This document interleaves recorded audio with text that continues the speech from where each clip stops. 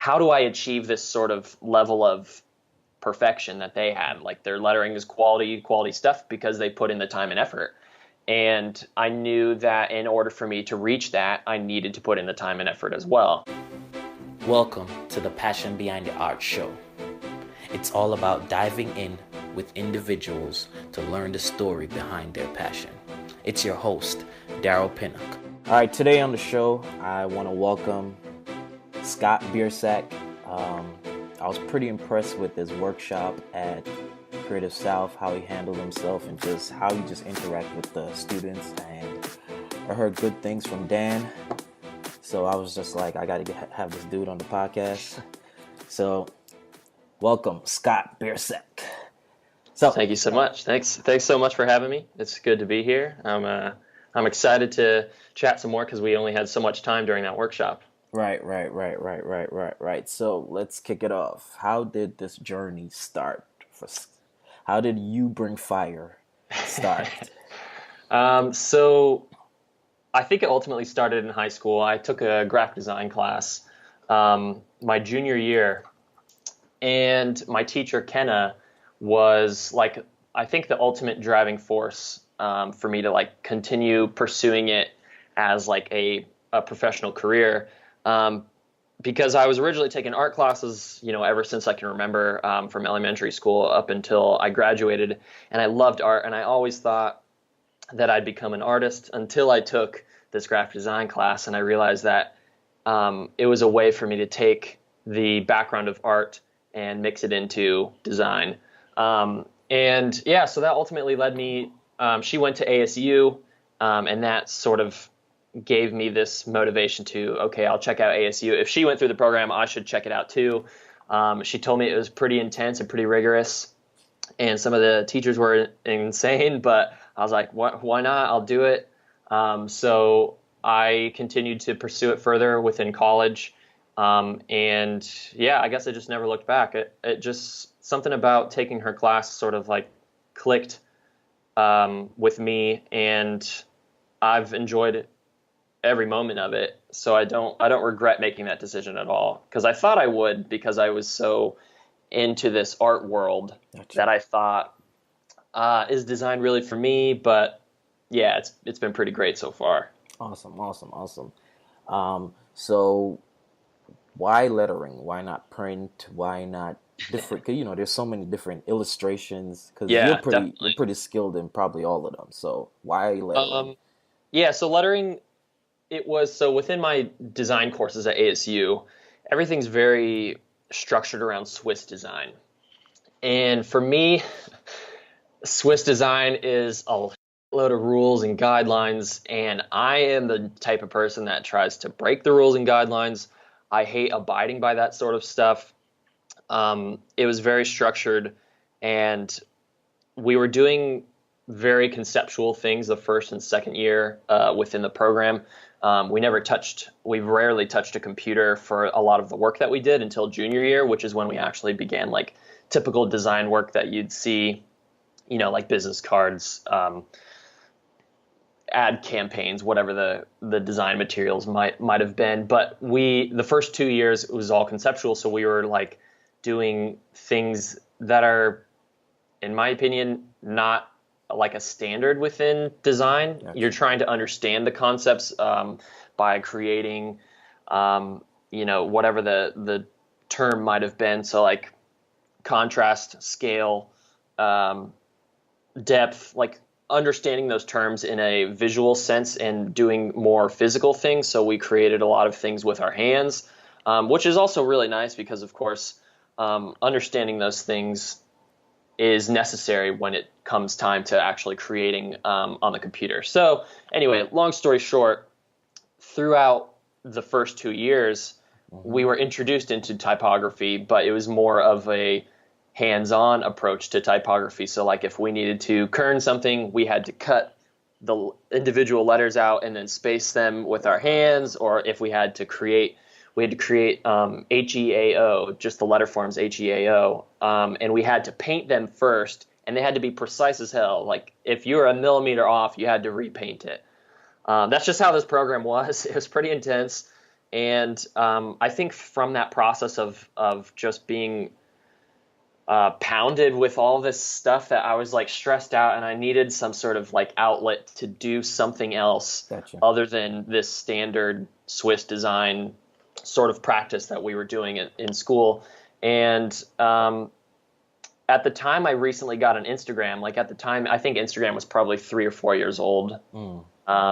And it was still relatively new. Right. A lot of my friends were on Instagram, and I didn't think too much of it because, of course, growing up, I didn't have a phone until I purchased one myself. Like I didn't have I didn't have an iPhone. I didn't have all the fancy technology that a lot of my friends had, and I didn't get one until like maybe my senior year of high school or something. It took a think it while. was probably about the same thing for me. Yeah, it took some time. Like I had to work my ass off for that. I was working at McDonald's at the time too. So, yeah. Anyway, getting sidetracked here. So I was on Instagram and I came across Zachary Smith's lettering work, and I was really, really impressed with his stuff. And I thought to myself, well, that's really cool. I want to do something like that. So. Yeah, I guess it all just kind of stemmed off from there. I saw his work and I tried my hand at it and I tried drawing letter forms. And of course, it starts off really poorly. And then, it takes time to progress those skills and, get better at it. But I guess I just enjoyed the process because it also brought me back to my roots of art class where I'm illustrating something all the time. And lettering was more of that illustration route where I could get away from like this typical design and work with my hands again, I guess. Cool. So yeah, that's how it all started. So I saw that you did type at Cooper, and I remember my days when I was like trying to get into schools and stuff like that. I know Cooper Union was on my radar. Yeah. And that's even when I was pursuing architecture, because that's where I started this whole journey in architecture. Nice. And I noticed that. So I wanted to know, what was that like and how did you get involved in type at Cooper? So I think it all started, of course, back to lettering as well. Lettering is like this gateway drug into the type design world. I was doing lettering at this point for, maybe 3 or 4 years. And I constantly took workshops with Ken Barber, John Downer, all these people in New York City at the Cooper Union. So I got to see the school. I got to experience what it was like, even though it was like the workshops tend to be just like a weekend thing. Right. So like it was still nice to like see the space, see what it's all about. And I met Kara, who is running the program over there. So I don't know. I think it was just like taking the workshops allowed me to see everything. Meeting some of the teachers alone helped me understand, like, okay, this is somebody I'd like to learn from. And then I've always been interested in type design since my sophomore year when we were painting those ATAO letter forms. And I wanted to dive more into type design, but the program at ASU, we barely touched on it. Like we drew our letter forms in Illustrator. It wasn't very like, I guess, type design-y. It was more just understanding like, oh yeah, a crossbar isn't optically centered. You have to lower the crossbar a little, just little technical things like that. And so I wanted to learn more of those technical things from the masters within the type world, as well as doing it within a program that you should be doing it in, like RoboFont or Glyphs, not Illustrator, because those lend themselves to type design. So that sort of education wasn't here in Arizona. And I also just needed something different. I needed something new. I was doing the same thing day in and day out, and I just graduated school at the time. So I was like, well, if I just finished school, this is probably the best time to continue that schooling, because I didn't want to like take a 3 or 4 year break of school and then, like in 3 or 4 years have this idea of like, well, I don't think I should go back to school anymore. So since I was already on that sort of momentum, I wanted to keep the momentum going by going to school at the Cooper Union. My girlfriend also wanted to move out to New York City, so it kind of worked out. Like she really wanted to. She's a designer as well. She wanted to experience the city. And I was like, well, if she wants to go, this is probably a good time to go. Might as well just do it now. So, so we made the move. And of course you had to get accepted into the program. So I sent over a portfolio, got accepted, and that's what prompted everything else. You have to get accepted first. So I think there's about, I don't know, I want to say like 16 or 18 people got accepted the year I was in it, which is, I think, a pretty good number. I think that's probably around the max that they'll accept. Right.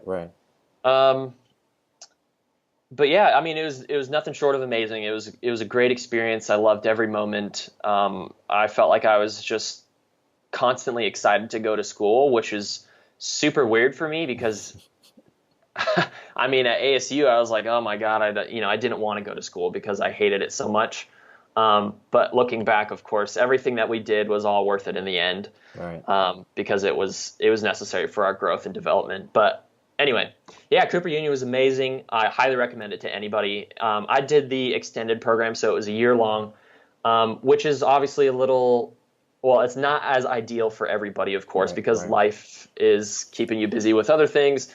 And but they do have a condensed program, which is a 5-week program over the summer. So if anybody wanted to still do this program without moving there for an entire year, you can do it in 5 weeks. I think it might be going on right now. I could be wrong, but I highly recommend doing the condensed program too. It's just, obviously, it's the entire extended program smashed into 5 weeks, so it's going to be pretty rigorous. Nice. I think it's like 9 a.m. to 9 p.m., which sounded insane for me after I just finished an insane amount of school. So I was like, I wanted to take it easy by doing the extended program. Right. So is it a graduate program, or how does it work? Or just, can anyone just sign up? They call it a postgraduate certificate program. So I assume you should probably have some sort of degree before you go, but I don't know. They could accept you even if you have no other schooling. Gotcha. I think because you're sending in a portfolio, and if your portfolio is worthy, I guess that's all that really matters. But it's not.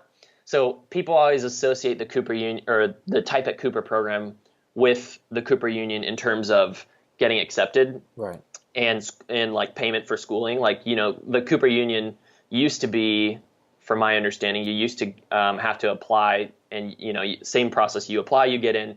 But it's a much more intense application process because, of course, you're getting free schooling for X amount of years. So you're going to school for free. But the Type at Cooper program, while it is inside of the Cooper Union, it is in the building, but it's almost separate from that because I had to pay for school. Like it wasn't that sort of application process. Like you still had to apply, and you're still running against other people, but it's not as intense, I would say. Gotcha. If that makes sense. Gotcha. Cool. Yeah, because I used to live in New York. I just came to Georgia probably about 7 years ago. So nice. I basically grew up in New York. That was my stomping ground. That's awesome, man. Yeah. So when this whole journey was going on, I know it wasn't always easy. What would you say was your biggest struggle through? Because you literally did conquer lettering. I know, I mean, like, anyone knows your work. Like, you literally conquered lettering. And, you were crazy, man. Your stuff was insane. So, Thank you. People see your work, but they don't see, like, the processes.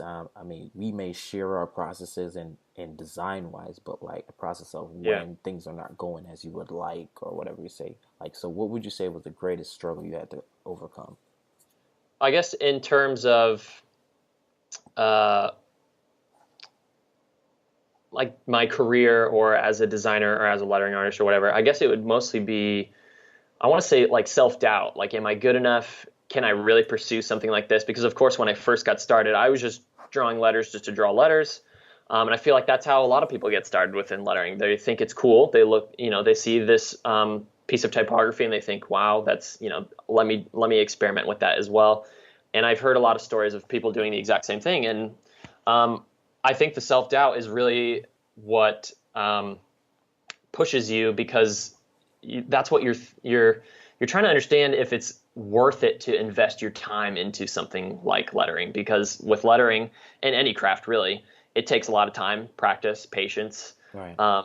And yeah, I guess I kind of just kept pushing through because I wanted to use, again, I used Instagram as sort of like this motivation and like a daily sort of progress tracker of the work that I was creating. So I tried to share my work on Instagram, and I think the Instagram following that started also gave me that sort of push to keep creating stuff. Um, but yeah, I guess another struggle would have been, just pushing through school because my junior year is when it hit me really hard. I realized that, man, I really hate the design program, and it really wasn't for me. But at the same time, I learned a lot. Right. I just really dreaded going to school every single day, and I really considered dropping out. But then I thought, well, I've already invested, at the time that I was considering dropping out, it was like 3.5 years. It was my junior year, in the middle of my junior year. Right. And my teachers knew it, my classmates knew it, everybody knew I hated it. And I wasn't doing the work. I sometimes, of course, didn't show up to class.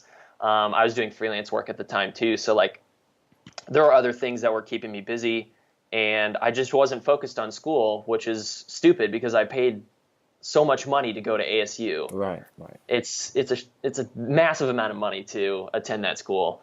And if you really want to go through a program like that, it should be worth it. So yeah, I guess the struggle is really like an internal struggle of is it worth it? Can I do this? That sort of mentality, and then trying to jump over that hurdle by, getting inspired or motivated by something else in life. And I think everybody gets inspired and motivated by other things. Like it's not the same thing for everybody, of course, because everybody's completely different. And for me, I don't know. I guess the inspiration and the motivation to keep me pushing was, I guess I had people relying on me on Instagram because I gave myself this daily project to create something every day. And that almost pushed me because I didn't want to let anybody down. I'm the type of person, like if I let somebody down, I'm thinking, oh my God, I'm the worst. And there was a following of people that were all expecting a piece every day. And I was like, okay, well, I need to make sure that I get this piece out to them, because it was not only for them, but it was for me. Because I thought, if I don't share this piece, I let myself down as well. So it was like, it was just like cyclical process. Yeah, I get you, man. It was nuts, but I'm glad I pushed through. So in this process, like, who were the people that you drew from? Because I know, like, for me, there's always people that you say, okay, these are my top 5. These are the people that I draw. They always got my back. They always, give me support when I need it. The people that believed in me. Well, my parents, of course, they're always like the ones that are like, you can do it, And my parents were always like super supportive. And I would definitely say Kenna, my mentor, my high school graphic design teacher, because we've kept in touch. She's the one that got me involved with Zion and Zion, the advertising agency that I worked at previously before I moved to New York City. Gotcha. And so we've always kept in touch, and she's been like my rock through it all, my guidance, my everything in terms of like this design world, because I didn't know how to navigate a lot of things, so I'd ask her. Of course, my girlfriend, she's always been really supportive as well. But in terms of like people that I look up to, in like within the lettering world, I was always, following Ken Barber, of course, Eric Marinovich, Jessica Hish, like those top dogs. Yeah. When I first got started, those were the people that I was following, and I always saw the beautiful work that they were putting out, and I thought, okay, how do I achieve this sort of level of perfection that they had? Like their lettering is quality stuff because they put in the time and effort. And I knew that in order for me to reach that, I needed to put in the time and effort as well. So I think that's also why I went about taking the workshops, and I saved up money to fly out to New York City, take a workshop, fly back, and the workshop is not cheap either. So it takes time and dedication because you have to really want to do lettering. If you're doing lettering, you have to really want to do it in order to get better at it and to pursue it as a professional career. Because now there are a ton of people doing lettering, which is great, but that means you just have to work twice as hard to stand out from everybody else because all the work is looking very similar. But yeah, anyway, I'm getting off topic. But yeah, those are definitely the people that help me strive to be better as a designer, as a lettering artist, as a human being, really. Nice. So what's next for Scott? So currently I am working with my friend Winston. He went through the Cooper program as well in San Francisco. Yeah, I know Winston. We took the work. You took the workshop with Winston. That's right. Yeah, I knew Winston before that because we are the Sean West community. Oh, the Sean West community. Yeah. Yeah. So I kind of knew Winston before that. Right. Awesome. Yeah. So Winston and I are starting up a Foundry, Continental Type Co. We are in this pursuit of being an independent foundry and selling our typefaces online through our foundry. We will hopefully be able to get clients from this as well, so we can, create custom typefaces for clients. Maybe it's a custom lettering piece. Gotcha. So that is what I've been working on for the past ultimately, it's been in progress for almost 2 years now. Yes. But I've been putting in a ton of time recently. Like the past 2 or 3 months, I've been saying no to all my freelance work, all this client work, so that I can put all my time and effort into this typeface. And it's nearing the end, but there's still so much work left to do. So I still have a good, month and a half amount of work left before we launch towards the end of August. That's the goal. Right. So it's been a lot of work, and we are designing the site currently. We have a friend, Ben, coding the site. So got to create the content. So it's a massive amount of work, not only just the Foundry site alone, but we have to finish our typefaces. And then there's promotion and all this nonsense involved with running a business. So it's pretty intense right now. Cool. So for those who don't know what a Foundry is, you want to break it down? Yeah, essentially, in terms of a type foundry, they sell you typefaces. That is the definition of a foundry. They'll sell you digital typefaces. If it was like a wood type foundry, they'd sell you physical wood type pieces. We will only be selling digital typefaces. We are solely going to be hosting our site online, and we might have physical products such as limited edition posters, right, type specimens, that sort of thing. But yeah, we will be selling digital typefaces, and with the launch of our site, we'll have 2 typefaces, but they'll be pretty extensive typefaces. Nice. Yeah, rather large families. Mine is hopefully going to be 7 styles. So I'll have 3 Roman, 3 italic, and 1 text weight. Nice. Man, design and type is... I know. It's intense, man. You would think that lettering, the details is a big deal. Typefaces. The details. Type design's on a whole nother level, and I thought, this could be. I thought it would translate easier because, of course, I started in the lettering world. But I guess in a sense they do translate because you are drawing letters, right. But there's more of a system and a structure. So it almost ties back to this Swiss design mentality that I had at the start. There's strict guidelines and rules that you have to follow. And with type design, you do have to do those things to make everything cohesive and work together. So I guess it's nice that I have that sort of background because I can tap into that mentality and try to, because it's hard to, with lettering, you can be so free and